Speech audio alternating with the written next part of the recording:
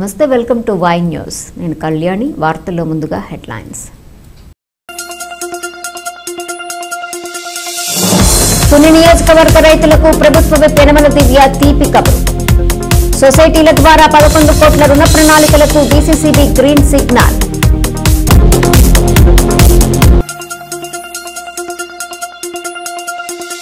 యానాంలో కేంద్రపాలిత గ్రామాల ప్రజలు ఆందోళన. చమురు సంస్థల నుంచి పరిహారం కోసం డిమాండ్.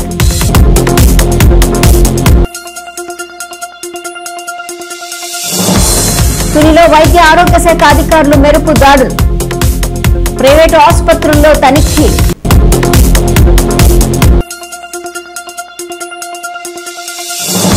అనకాపల్లికి చేరుకున్న అభ్యుదయ సైకిల్ యాత్ర. ఎమ్మెల్యే కొనతాల ఘన స్వాగతం. కాకినాడ జిల్లా తుని నియోజకవర్గ రైతులకు ప్రభుత్వ విప్ యనమల దివ్య శుభవార్త పంపారు. నియోజకవర్గ పరిధిలో గల 3 సొసైటీల నుంచి 2 ఏళ్ల నుంచి రుణం ప్రణాళికలు నిలిచిపోయాయి. విషయం తెలుసుకున్న ఎమ్మెల్యే యనమల దివ్య భారీ ఆర్థిక ప్రణాళికలు సాధించారు. ఎమ్మెల్యే సిఫార్సు మేరకు 11 కోట్ల రుణ ప్రణాళికలకు డీసీసీబీ ఆమోదముద్ర వేసింది. భారీ రుణ ప్యాకేజ్ అందించిన యనమల దివ్యకు సొసైటీ అధ్యక్షులు కృతజ్ఞతలు తెలిపారు. రైతు బాంధవి అనిపించుకున్నారు ప్రభుత్వ విప్ యనమల దివ్య. అనుక్షణం నియోజకవర్గ అభివృద్ధి ప్రణాళికలపై దృష్టిని కేంద్రీకరించిన ఎమ్మెల్యే యనమల దివ్య తన విజనరీతో ప్రజా అవసరాలను తీరుస్తున్నారు. సహకార రంగం ద్వారా అన్నదాతలకు ఆర్థిక చేయూత అందించడంలో ఆమె ఎప్పుడూ ముందు వరుసలోనే నిలుస్తారు.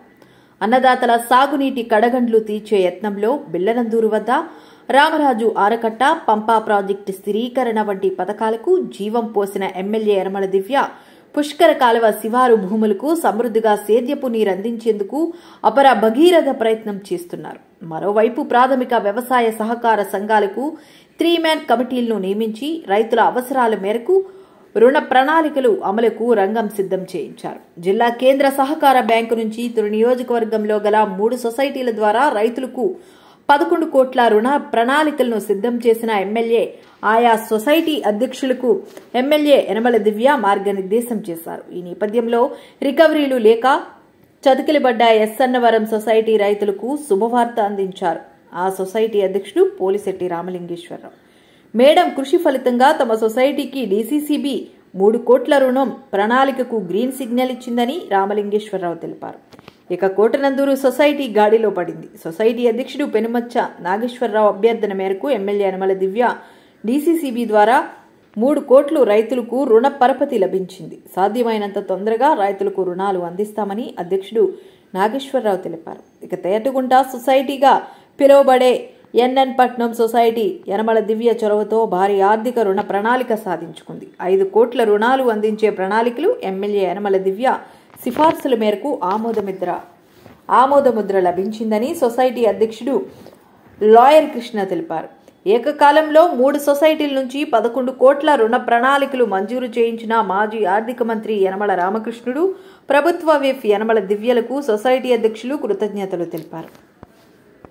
ఎస్సన్నవరం సొసైటీ రైతుల తరపున మన దివ్య మేడం గారికి, రామకృష్ణ గారికి ధన్యవాదాలు తెలుపుకుంటూ, రైతుల తరపున అలాట్మెంట్ అడగడం జరిగింది. గత 3 సంవత్సరాలు లోన్లు ఈ ఎస్ఎన్ఆర్ బ్యాంకులో లోన్లు ఇవ్వలేదు ఎవరికని. దాని నిమిత్తం రైతుల కోరిక మేరకు అలాట్మెంట్ అడగడం జరిగిన వెంటనే గురువర్యులు రామకృష్ణ గారు స్పందించారు. అలాగే ఎమ్మెల్యే మేడం దివ్య మేడం కూడా ఈ స్పందించడం వల్ల మేము మన సెంట్రల్ బ్యాంక్ వెళ్ళడం జరిగింది. వెంటనే చైర్మన్ గారు 3 కోట్ల రూపాయలు అలాట్మెంట్ ఇచ్చారు. దీని నిమిత్తం రైతులందరికీ లోన్లు ఇవ్వడం జరుగుతుంది. నేను ఒకటే చెప్తున్నాను, ఈ సంస్థ రైతులది, మాది కాదు. మీ రైతులందరూ లోన్లు ఎంత అలగ తీసుకుంటున్నారో కట్టేటప్పుడు కూడా అంత జాగ్రత్త కడితే వ్యవస్థ బాగుంటే రైతులు బాగుంటారు. మేము కాదు, మాకు సంబంధం లేదు. మేము ఎలా ఉంటాం, రేపు వెళ్ళిపోతాం. వ్యవస్థ బాగోవాలి. వ్యవస్థ బాగోవాలంటే గత 3 సంవత్సరాలు కూడా ఇక్కడ ₹1 కూడా అలాట్మెంట్ లోన్లు రికవరీ లేదు. మేము వచ్చిన ఈ 4 నెలల కాలంలో సుమారు ₹1 కోటి రికవరీ చేయడం జరిగింది. రికవరీ చేసిన తర్వాత మా ఎమ్మెల్యే దివ్య మేడం ఆదేశాల మేరకు చైర్మన్ గారు చెప్పడం జరిగింది. మాకు ₹3 కోట్ల అలాట్మెంట్ ఇవ్వడం జరిగింది. ఇది త్వరలోనే 2 రోజుల్లోనే ఫైళ్ళు అన్నీ చూసి రైతులందరికీ ఇస్తామని, ఎవరో కంగారు పడొద్దని సొసైటీ ద్వారా మీ అందరికీ హామీ ఇస్తున్నాను. కూటమి అధికారంలోకి వచ్చిన నాటి నుంచి తాము నగర అభివృద్ధిపైనే దృష్టి సారించామని రాజమహేంద్రవరం సిటీ ఎమ్మెల్యే ఆదిరెడ్డి శ్రీనివాస్ పేర్కొన్నారు. అధికారంలోకి వచ్చిన మరుసటి రోజే నగరంలో ప్రధాన సమస్య అయిన ముంపుపై దృష్టి పెట్టి ప్రణాళికాబద్దంగా నగరంలోని మేజర్ డ్రైనేజీల్లోని సిల్ట్ తొలగింపునకు చర్యలు తీసుకోవడం జరిగిందని తెలిపారు. అటు తర్వాత నగరంలోని ప్రతి డివిజన్లో మెయిన్ రోడ్లకు అనుసంధానంగా ఉన్న వీధుల్లోకి సీసీ రోడ్లు డ్రైనేజీలను నిర్మించడం జరిగిందని, నగరంలో ప్రస్తుతం దాదాపుగా 270 కోట్లతో అభివృద్ధి పనులు జరుగుతున్నాయన్నారు.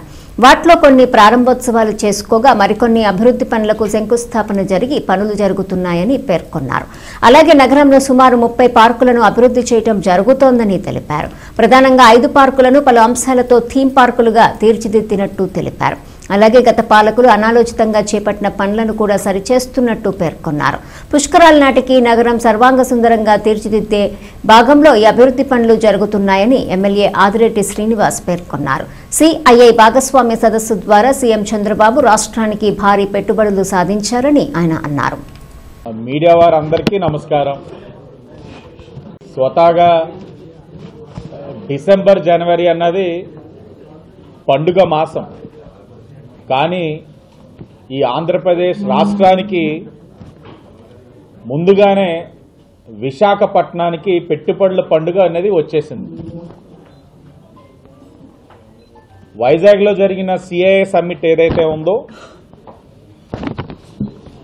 ఏపీ భవిష్యత్తుకి చాలా స్పష్టమైన దిశ నిర్దేశించే విధంగా గౌరవ ముఖ్యమంత్రి నారా చంద్రబాబు నాయుడు గారు కృషి చేశారన్నది చాలా స్పష్టంగా కనబడతా ఉంది.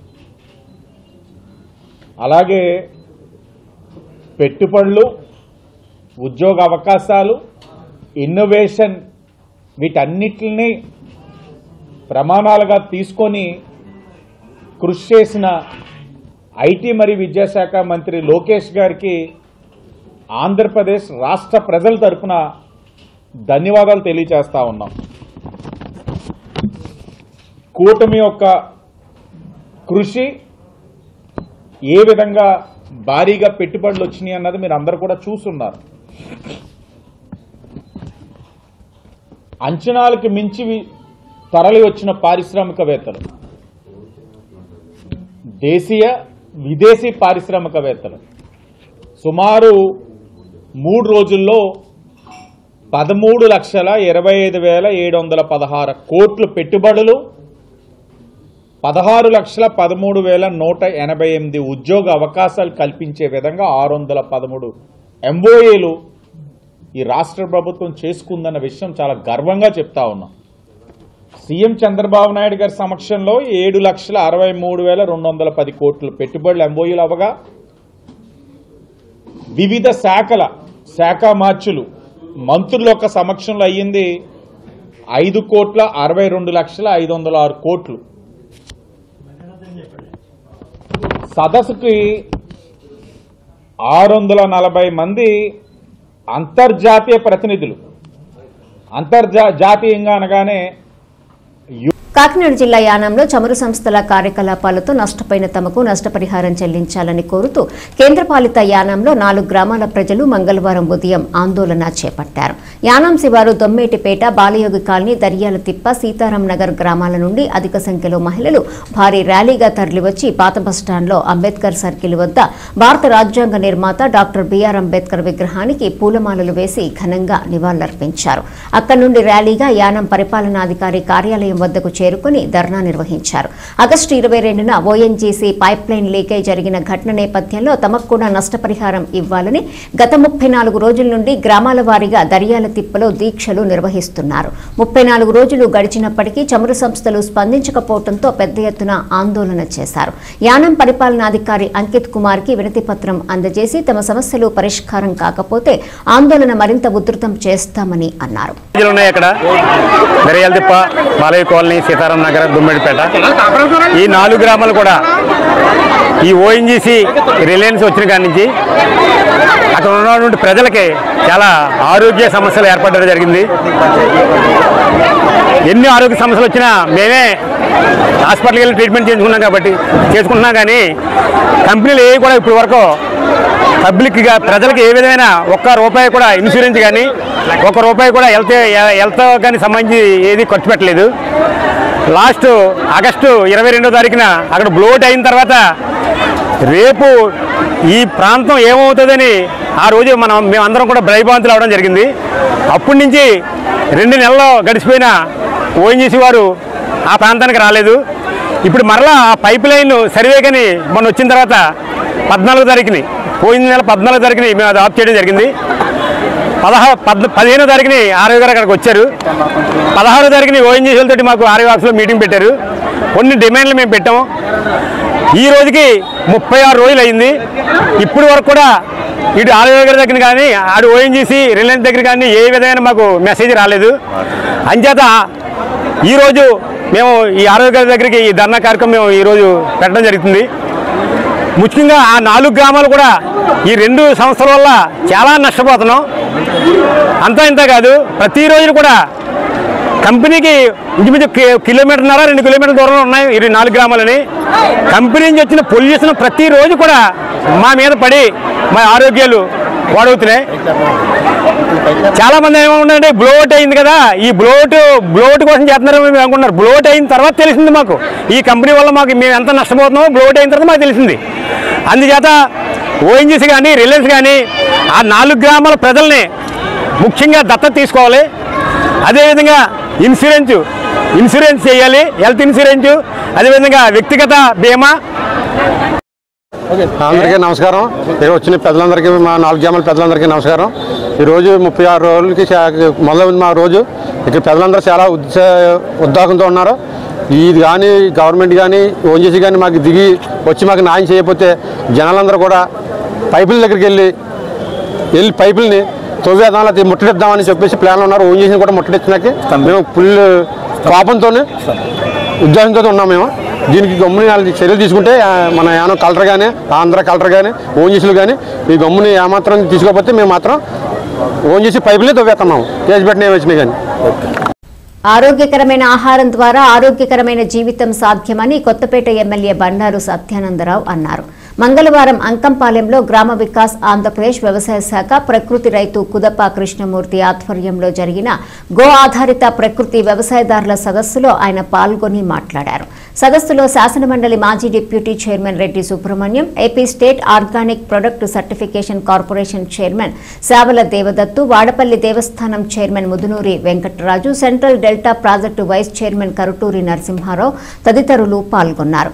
ఎమ్మెల్యే ముందుగా రైతులు ఏర్పాటు చేసిన గో ఆధారిత సేంద్రియ ఉత్పత్తుల స్టాళ్లను పరిశీలించారు. ఈ కార్యక్రమంలో జిల్లా వ్యవసాయాధికారి బోసుబాబు, ప్రకృతి వ్యవసాయ సలహాదారులు బొప్పన సీతారామదాసు, ఏపీ సీఎన్ఎఫ్ పీఎంలు Kothapalli Srinivas, Borra Thatharao, J Eliazar, Krishivala coconut farm producer company CEO Addala Gopalakrishna, కూటమి నాయకులు, కార్యకర్తలు, రైతులు పాల్గొన్నారు. ఈరోజు అంకంపాలెంలో ప్రకృతి సేద్యం సేంద్రియ సేద్యంలో ముందు నుంచి కూడా ఎంతో ప్రోత్సాహంతో పనిచేస్తున్నటువంటి మా సీనియర్ నాయకులు కుదప కృష్ణమూర్తి గారి యొక్క ఆధ్వర్యంలో గో ఆధారిత ప్రకృతి సేద్యం మీద ఒక గొప్ప సదస్సు రైతులందరినీ కూడా సమీకరించుకుని భవిష్యత్తులో ప్రకృతి సేద్యం యొక్క అవసరం ఎంత ఉన్నది, ప్రజల యొక్క ఆరోగ్యాన్ని కాపాడటంలో ఈ ప్రకృతి సేద్యాన్ని సేంద్రియ సేద్యాన్ని ఒక ఉద్యమ స్ఫూర్తితో ముందుకు తీసుకెళ్లాలనే ఆలోచనతో పెద్దలు కృష్ణమూర్తి గారు, అదేవిధంగా AP state organic certified chairman మిత్రులు శావల దేవదత్త గారు, ఇంకా చాలా మంది ఈ ప్రకృతి సేద్యం మీద ఈ సేంద్రియ సేద్యం మీద వారి యొక్క జీవితాలనే వారు దీనికి అంకితం చేసినట్టుగా పనిచేస్తున్నటువంటి పెద్దలందరూ కూడా ఇక్కడికి వచ్చి రైతుల్ని చైతన్యవంతం చేయడం జరిగింది. ప్రస్తుతం ప్రజల యొక్క ఆరోగ్యాలు హాస్పిటల్ పాలవుతూ ఉన్నాయి, అనారోగ్యం పాలవుతూ ఉన్నారు. ఇప్పుడు ఉన్నటువంటి ఆహార ఉత్పత్తుల్లో ఉన్నటువంటి మరి కాలుష్యాలు అవుతేనేమి, లేదా ఈ యొక్క ఆహార ఉత్పత్తులు అన్నీ కూడా కలుషితం అవడం వల్ల అయితేనేమి, అవన్నీ కూడా రసాయన ఎరువులు, పురుగు మందులు వాడడం వల్ల దుష్ఫలితాల వల్ల అందరూ క్యాన్సర్ అని, కిడ్నీ అని, దీర్ఘకాలిక వ్యాధులని, అనేక మంది అనారోగ్యం పాలవుతూ ఉన్నారు. దీనికి పరిష్కారం మంచి ఆహారపు ఉత్పత్తులు ప్రజలకు అందాల్సిన అవసరం ఉన్నది. దానికి నాంది ప్రకృతి సేద్యం, సేంద్రియ సేద్యం.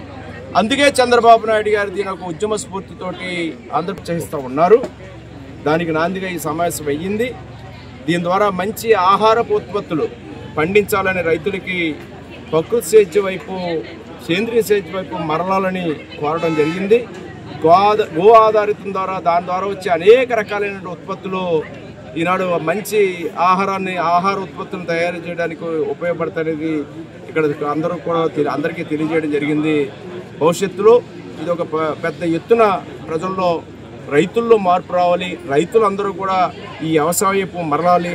దీనివల్ల మంచి ఆదాయాలు సంపాదించవచ్చు. మంచి ఆహారాన్ని మన పిల్లలకు కానీ మన ప్రజలకు కానీ అందించగలిగిన వారు అవుతాం. దాని మీద ఈ యొక్క సదస్సు దానికి ఎంతో ప్రోత్సాహంగా ఉంది. భవిష్యత్తులో రావులపాలెం, కొత్తపేటలో కూడా 2 ఈ యొక్క ఏదైతే ఈ ఆర్గానిక్ ఉత్పత్తులు ఉన్నాయో వాటిని అందించడం కోసం, రిటైల్గా అమ్మడం కోసం అక్కడ ఒక 2 కౌంటర్లు ఏర్పాటు చేయాలని, 4 మండలాల్లో కూడా ఈ సదస్సులు ఏర్పాటు చేయడం ద్వారా రైతులందరూ కూడా ఈ ప్రకృతి సేంద్రియ వ్యవసాయం వైపు మరలేలాగా, దానికి ఏ విధంగా ఇది తోడ్పాటుగా ఉంటుంది, దీని యొక్క మంచి ఉత్పత్తులు ఏ విధంగా వస్తాయి, తక్కువ ఖర్చుతో ఏ విధంగా చేయొచ్చు, ఎక్కువ రాబడి ఆదాయాన్ని ఏ విధంగా తీసుకోవచ్చు అనేది వారందరినీ ఎడ్యుకేట్ చేయడం జరుగుతుంది. దానికి ఈ కార్యక్రమాన్ని నాందిగా ఈ యొక్క ప్రకృతి అంతా మా ఇష్టం, అడిగేవాడెవడంటూ వైద్య రంగాన్ని వ్యాపార సామ్రాజ్యంగా మార్చేసిన వైద్య నారాయణలకు జిల్లా వైద్య ఆరోగ్య శాఖ జలకిచ్చింది. జిల్లా వైద్య ఆరోగ్య శాఖ అధికారి నరసింహనాయక్ తునిపట్నంలోని ప్రైవేట్ ఆసుపత్రుల్లో మెరుపుదాడులతో ఆసుపత్రుల నిర్వహణ యాజమాన్యాలకు ముచ్చెవటలు పట్టాయి. పలు ఆసుపత్రులు ల్యాబ్ల తనిఖీల్లో ఆసుపత్రుల నిర్వహణలో డొల్లతనం బట్టబయలైంది. కొన్ని ఆసుపత్రులకు లైసెన్సులు ఉన్నప్పటికీ రెన్యువల్స్ లేకపోవటాన్ని గుర్తించిన వైద్య ఆరోగ్య శాఖ గట్టి వార్నింగ్ ఇచ్చింది. అనుమతులు లేకుండా నిర్వహిస్తున్న జ్యోతి డయాగ్నోస్టిక్ సెంటర్ను సీజ్ చేశారు. అనుమతులు లేకుండా నిర్వహిస్తే చట్టపరమైన చర్యలు తీసుకుంటామని వైద్య ఆరోగ్య శాఖ అధికారులు హెచ్చరించారు.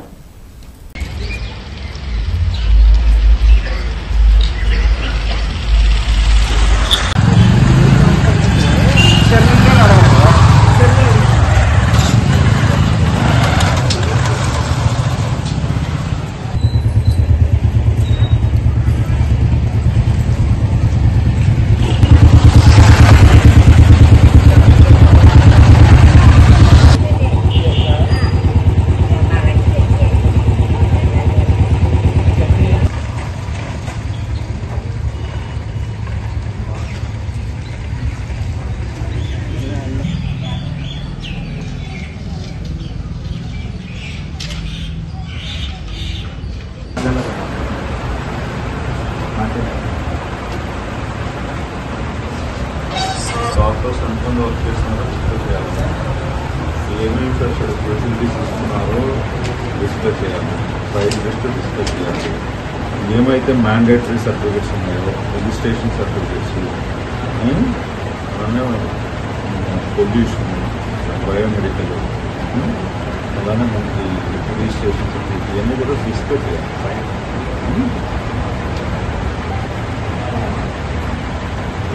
నెల ముందే అప్లై చేసుకోవాలి.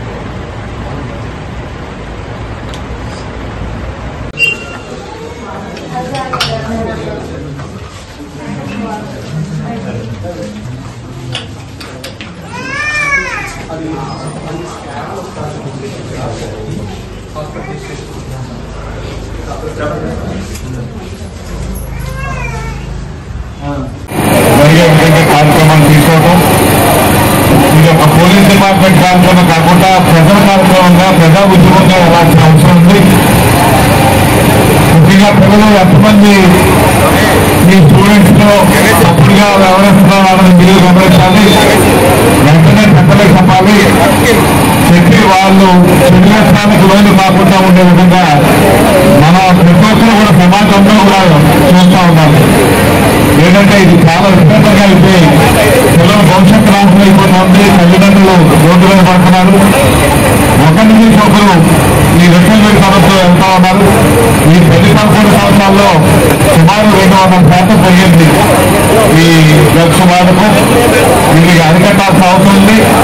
ఇది సామాజిక దృక్పథంగా తీసుకొని ప్రతి ఒక్కరూ పిల్లలే కాకుండా తల్లిదండ్రులు, విద్యార్థులు, అదేవిధంగా ఉపాధ్యాయులు, అధికారులు అందరూ కూడా సమిష్టిగా చేస్తుంటే ఇది విజయవంతం అవుతుంది. ఇది విజయవంతంగా ఈ 1.5 సంవత్సరాల్లో ఈ కార్యక్రమాన్ని మన ముఖ్యమంత్రి గారు, ఉప ముఖ్యమంత్రి గారి నేతృత్వంలో పోలీస్ డిపార్ట్మెంట్ ఒక ఈగిల్ సెల్ సపరేట్ గా ఏర్పాటు చేసుకుని, ఒకప్పుడు అన్నపూర్ణగా మన ఆంధ్ర రాష్ట్రం పేరుంటే మధ్యాహ్నప్రదేశ్ గా మార్చినటువంటి పరిస్థితి ఏర్పడ్డ దురదృష్టవశాత్తు సిగ్గుపడే విధంగా ఉంది. మన ఏజెన్సీ ప్రాంతంలో విపరీతంగా గంజాయిలు అవుతా ఉంటే ఈగిల్ డిపార్ట్మెంట్ హోల్ సైడ్ పెట్టుకొని అధునాతన టెక్నాలజీ ఉపయోగించి అవన్నీ కూడా అరికట్టే కార్యక్రమం ఏదైతే చేస్తున్నారో అది సామాజిక బాధ్యతగా మన ప్రభుత్వం కూడా ఎంతైనా అవసరానికి తెలియపరుస్తూ ఈ కార్యక్రమానికి ఉద్యమానికి అందరూ కూడా తెలియజేయవలసిందిగా, ముఖ్యంగా పిల్లలు. అందరికీ నమస్కారం. ఈరోజు అభ్యుదయం సైకిల్ యాత్ర, మాదక ద్రవ్యాలపైన దండయాత్ర అనేటువంటి ఒక కార్యక్రమాన్ని ఈ నెల 12వ తారీఖున పాయకరావుపేటలో ప్రారంభించడం జరిగింది. ఈ యాత్ర దాదాపుగా 1000 కిలోమీటర్స్ కవర్ చేసి ఇచ్చాపురంలో ముగుస్తుంది. ఈరోజు 7వ రోజు చాలా దిగ్విజయంగా యాత్ర సాగుతుంది. దీని యొక్క ప్రధాన ఉద్దేశం ప్రజలకి, అంటే మరీ ముఖ్యంగా యువతకి ఒక సందేశాన్ని ఇవ్వాలి. మాదక ద్రవ్యాల వల్ల జరుగుతున్నటువంటి నష్టాలు, దానివల్ల నష్టపోతున్నటువంటి ప్రజలు, యువత, వారి కుటుంబం, సమాజం ఏ విధంగా నిర్వీర్యమైపోతుంది. అనకాపల్లి జిల్లా సబ్బవరం మండలంలో కార్తీక మాసం 4వ సోమవారం సందర్భంగా పలు గ్రామాల్లోని శివాలయాలు భక్తులతో కిటకిటలాడాయి. మొగలిపురము, మల్లునాయుడుపాలెము, ఇరువాడ, వంగలి, పెదయేతపాలెం, లింగాల, తిరుగుడు గ్రామాల్లోని శివాలయాల్లో ఉదయం నుంచి స్వామివారికి అభిషేకాలు చేసి ప్రత్యేక పూజలు నిర్వహించారు. కార్తీక మాసం సోమవారం సందర్భంగా ఆయా శివాలయాల్లో అన్న సమారాధన కార్యక్రమం నిర్వహించారు. ఈ సందర్భంగా లింగాల తిరుగుల్లోని ఉమారామలింగేశ్వర స్వామి ఆలయంలో AP oil seeds federation chairman, Visakha జిల్లా టీడీపీ అధ్యక్షులు, పెందుర్తి నియోజకవర్గ తెలుగుదేశం పార్టీ ఇన్ఛార్జ్, మాజీ ఎమ్మెల్యే గండి బాబ్జీ, యువ నాయకులు గండి వంశీదీప్ స్వామివారిని దర్శించుకుని ప్రత్యేక పూజలు చేశారు.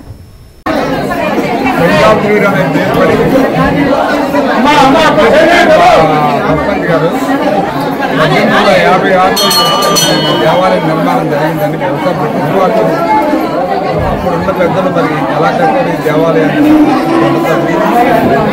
బహుశా ఇది ఒక ప్రత్యేకమైన ఆలయం. చాలా బ్రహ్మాండంగా భక్తులు కూడా చాలా ఎక్కువగా వచ్చేవారు. మళ్ళా దీనికి రావాలి, చాలా అభివృద్ధి చేయాలి. కోవిడ్ మాకు అవకాశం రావట్లేదు, కానీ అవకాశం డెఫినెట్గా వస్తుంది. దేవాలయాన్ని అభివృద్ధి చేస్తాం. ఈ చుట్టుపక్కల గ్రామాల్లో ఉన్న 5-6 మండలాల్లో మరి దేవుడు చాలా ప్రీతి. మేము కోరేది ఒకటే, ఆ భగవంతుల ఈశ్వరుడు అందరికీ కూడా చల్లగా పొందాలని ఈ కార్తీక మాసంలో నాకు కూడా అవకాశం కల్పించే చెప్పాలనుకుంటున్నాను. బహుశా దేవాలయం మరి ఈ నియోజకవర్గంలో అట్టుకొండ ఉంటుంది. అట్టుకొండ కూడా చాలా పెద్ద ఆలయం. అక్కడ కూడా యువ గారు ఉంటారు, ఇక్కడ కూడా యువ గారు ఉంటారు. మిగతావన్నీ కూడా 2-3 దేవాలయాలు ఉన్నప్పుడు సందర్భంగా ప్రభుత్వాన్ని కోరుతున్నాం. ఇటువంటి దేవాలయాలు అనేవి కూడా త్రిపుర దేవస్థానం వారి ఆధ్వర్యంలో వీటిని అభివృద్ధి చేసే బ్రహ్మాండంగా పడుతున్నారు. కాబట్టి వాళ్ళు మరి దీన్ని అభివృద్ధి చేయాలని చెప్పి కోరుకుంటున్నాం. ఇలాంటి దేవాలయాల్ని 5,000 దగ్గర బాగు చేస్తామని చెప్పారు. ఆ బాగు చేసిన మన కాన్స్టిట్యూషన్లో కూడా ఈ దేవాలయం, అటువంటి దేవాలయం కూడా బాగు చేయాలని చెప్పి మీ ద్వారా కోరుకుంటున్నాం. Thank you. దొంగలరావు గారికి, గణముచ్చారెడ్డి గారికి, దొంగ సత్యనారాయణ గారికి, ముఖ్యంగా వంశీ గారికి, ఇక్కడ ఇచ్చేసిన మిగతా పెద్దలందరూ కూడా పేరు పేరున ధన్యవాదాలు. మరి మీరు రావడం కూడా నా అదృష్టం, బయట కార్యక్రమం నేను ఒక అదృష్టం. మీకు 4 వారం మా అందరూ అదృష్టం మీరు రావడం. మరి ఆ స్వామి ఇప్పుడు కూడా మీపై కర్మ కటాక్ష ఉండాలని కోరుకుంటూ మరి ఈ పెద్దల్ని సాధపించి మాట్లాడుతున్నాం.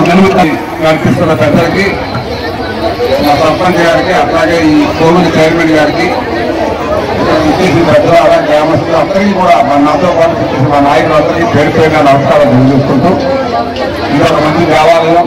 ఈ రోజున మాకు అదృష్టం, ప్రత్యేకంగా మమ్మల్ని ఆనందంగా తీసుకొచ్చాడు ఇక్కడికి సర్పంచ్ గారు. ఆయన దేవల్ల మాకు ఈ స్వామి దర్శనం జరిగింది. మరి ఈ స్వామి ఆశీస్సులు అందరికీ చక్కగా ఉండాలని, అక్కడ కోలాటం పోటీ జరుగుతున్నాయని తెలిసింది. నాకు చాలా సరదా ఉంటుంది కోలాటం చూడాలంటే, కానీ మాకు టైం లేదు. డెఫినెట్ గా మా ఊర్లో కూడా చాలా పోటీలు పెట్టాం, కోలాటం పోటీలు. కోలాటం అనేది మంచి ఒక సాంప్రదాయం, అన్ని గ్రామాల్లో కూడా బాగా ఈ కోలాటం నేర్చుకుంటున్నారు. కాబట్టి ఇది మీరు అలాగే కొనసాగించాలని, ఆ శివుడి ఆశీస్సులు మీ అందరికీ ఉండాలని చెప్పి కోరుతూ, మరి మరొకసారి మీ అందరికీ, మా సర్పంచ్ గారికి, మా చైర్మన్ గారికి, ఉద్యోగులకి అందరికీ కూడా, ఈ కమిటీ పెద్ద అందరికీ పేరు పేరు నమస్కారం తెలియజేసుకుంటూ, బీజేపీ రావణారి గారు వచ్చినప్పుడు ఉన్నారా, వెళ్ళిపోయినా రావణారి గారికి అందరికీ కూడా నమస్కారం తెలియజేసుకుంటూ సెలవు తీసుకుంటాం. Thank you. Doctor BR Ambedkar Konaseema జిల్లా ఐపోలవరం మండల పరిధిలోని గుత్తిని తీవి శ్రీ రాజరాజేశ్వర స్వామివారి, శ్రీ సీతారామ ఆంజనేయ స్వామివారి దేవస్థానంలో ఆధ్యాత్మిక శోభ నెలకొంది. మల్లిబాబు, పెదకాపు, బూరిబాబు, నారాయణరావు గురుస్వాముల ఆధ్వర్యంలో సుమారు 165 మంది అయ్యప్ప భక్తులు ఇరుముడి కట్టి శబరిమలకు పయనమయ్యారు.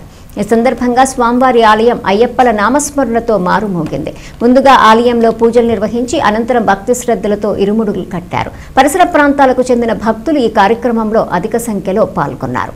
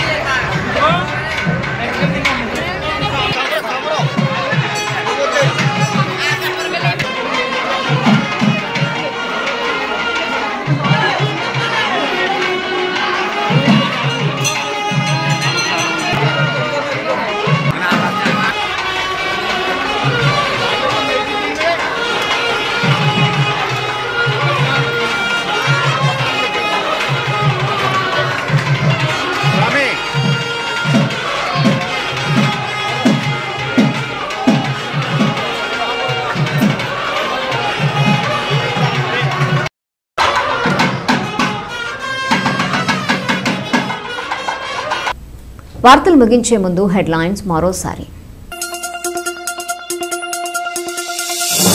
తుని నియోజకవర్గ రైతులకు ప్రభుత్వ విప్ యనమల దివ్య తీపి కబురు. సొసైటీల ద్వారా 11 కోట్ల రుణ ప్రణాళికలకు డీసీసీబీ గ్రీన్ సిగ్నల్.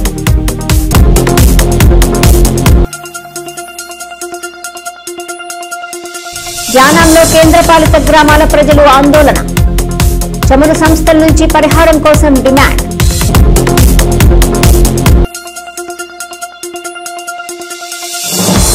తునిలో వైద్య ఆరోగ్య శాఖ అధికారులు మెరుపు దాడులు. ప్రైవేటు ఆసుపత్రుల్లో తనిఖీలు.